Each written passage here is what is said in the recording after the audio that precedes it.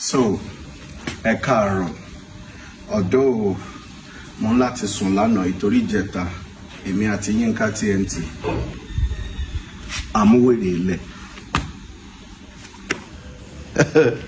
Mo fẹ́ dówèrè pa.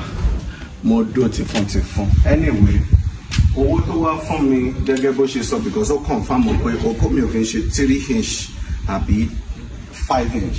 Ó gùn ju 5 inch lọ, ó ń lọ bí 7 inch but kò dé 7. Ó dẹ̀ promise £5,000.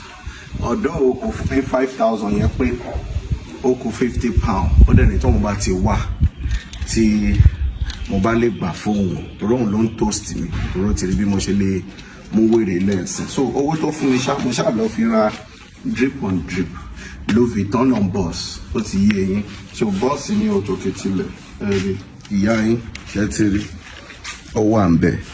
Anyways, I'm going to work now and sincerely I would love to my like ìtorí àwọn òwèrè òyìnbó yẹn kọ́ máa lọ yọ fídíò mi my like láti dóyin ká TNT lẹ́ǹkan sí. But what I'm saying now is it's so damn expensive to travel. 5.7 million naira láti wọ business class. Olórí burúkú British Airways yẹn títí wọ́n ti kọjá 7 million naira. Èló lọ́jà tí mo wá fẹ́ lọ láta. Any Gucci or Ferragamo or Boss or Fendi you see now is like million. So if I'm buying a million, what am I supposed to buy? Timba lora jansi wala mi le ra ju ọjà 30 lọ. Èyí tó jẹ́ pé kele mo máa kó gbogbo shop wa kún dànù.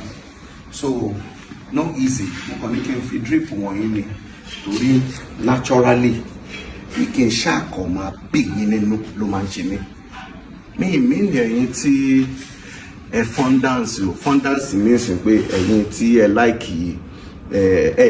kí kí ló yàn máa bàjẹ́ like kí ló yàn máa tó gbogbo yín tẹ́ bá ti wò pé lórí burúkú ni ọmọ ìyá oní pẹpẹ súpù báwo ló ṣe tó fi débi tí mi ò dẹ̀ ṣe yahoo tí mi ìṣògùn owó tí mi ò bá ti yàn jẹ́ tí mò ń ṣiṣẹ́ màmá bí yín lójoojúmọ́ ni ẹ̀ ń kúrò.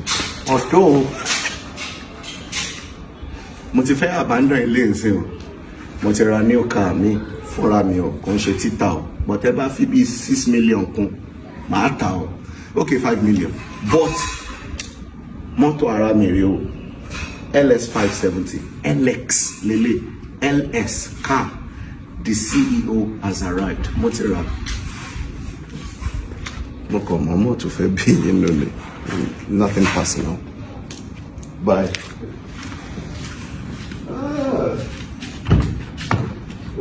Olówó apá yín.